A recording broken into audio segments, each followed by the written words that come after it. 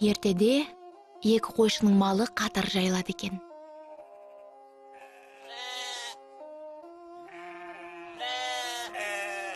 Бірде әңгімелесіп отырып қойшының бірі: түсімде басыма күн, аяғыма ай, төсіме жұлдыз қонып отыр екен депті.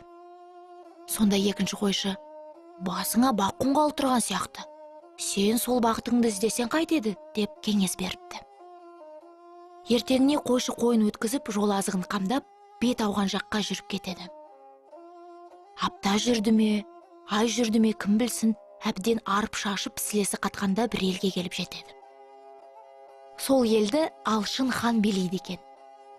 Ханның ай дегенде аузы, күн дегенде көзі бар Алқа есімді сұлу қызы болатын. Алқа торқалы тойдағы сайыстарда көзге түсіп жүрген атақты бай баласын ұнатты. Реңі де көрікті өткір жігіт еді. Хан қызын хан баласына ғана беретін заман болған. Сол себептен қыз салт дәстүрді аттап кетуге қаймығатын. Күндердің күнінде екеуі сөз байласып қашпаққа бекінеді. Қыз ханның екі тұлпарын алып шықпақшы болып, айдаладағы жалғыз тамда кездеспекке уәделеседі. Бай баласы қараңғы түнде адасып, уағдаласқан мезгілде әлгі тамға жете алмай қалады. Түннің бір мезгілінде тамға келген хан қызы ұйықтап жатқан қойшы баланы тұр-тұрлап оятып алады да, екеуі аттанып кетеді. О тоба! Таң ата қыз қасындағы серігінің басы тас, балтыры қотыр, табаны жарылған, ерні тілінген біреу екенін көреді. Қыз не істерін білмей сасады. Елге қайтса, әкесі өлтіреді. Бұл жерде кешіксе, қуғыншылар ұстап алады. Ақылы артық туған Алқа әрі-бері ойланып, жақсы әйел жаман еркекті адам етеді деген ата-баба сөзін еске алады. Алланың бұйрығы шығар, менің адамым осы бала болсын деген шешімге келеді. Сынай келе жанына ерген жанның қойшы екенін түсінеді. Бір шаһарға келгенде ақшаны әдейі жеткіліксіз беріп, мына ақшаға екеуміз де, екі атымыз да тоятын ауқат әкелдіп базарға жұмсайды. Жігіт аз кем ойланып, қауын қарбыз сатып әкеледі. Оның қалай деп сұраған қызға: ішін өзіміз, қабығын жылқы жейді деп жауап береді. Соған қарап, қыз жігіттің алды-артын ойлайтын адам екенін біледі. Екеуі қаладан шығып сапарын жалғастырады. Бір мезгілде айдалада оларға 7 ұры кездеседі. Сұлу қызды көрген ұрылар баланы қорқытып қызды емденуге ниет қылады. Тіпті бірмен бір таласып та қалады. Шатақтың аяғы төбелеске айналады. Сендер бұлай таласпаңдар. Сонау жалғыз төбеден бермен қарай жаяу жарысыңыздар. Қай озғаның мен аласыңдар деп қыз шартын қояды.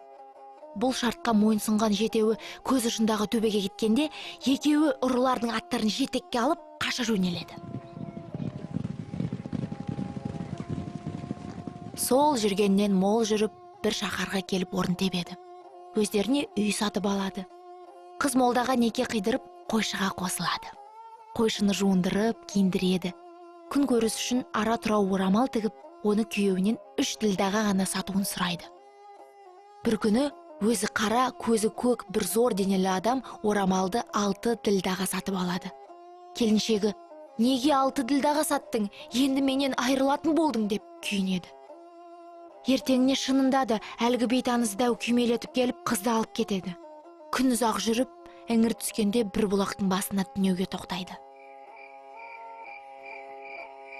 Дәу бір ұйықтаса 3 күн, 3 түн ұйықтайтын. Осыны алдын ала сұрап білген хан қызы еркекше киініп алады да, қараңғы түсісімен қара дәудің атына мініп қаша жөнеледі.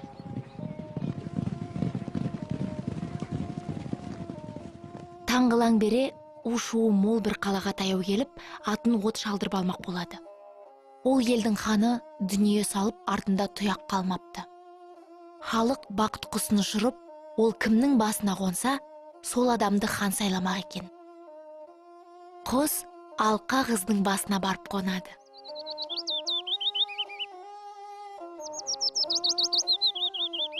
Жұрт жиналып келіп: Енді ханымыз өзіңсің деп қызды таққа отырғызады. Алқаны еш адам қыз екен деп ойламайды. Ол өте әділетті хандық құрады.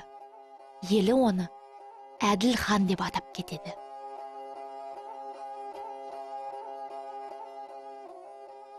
Апта артынан апта, ай артынан ай өтеді.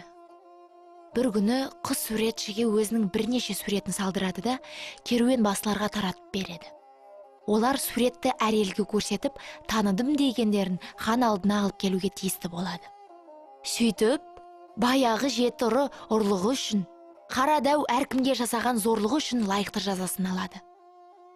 Суреттегі әйелді таныдым деп, жылап тұрған қойшының да жасақтар хан алдына келеді.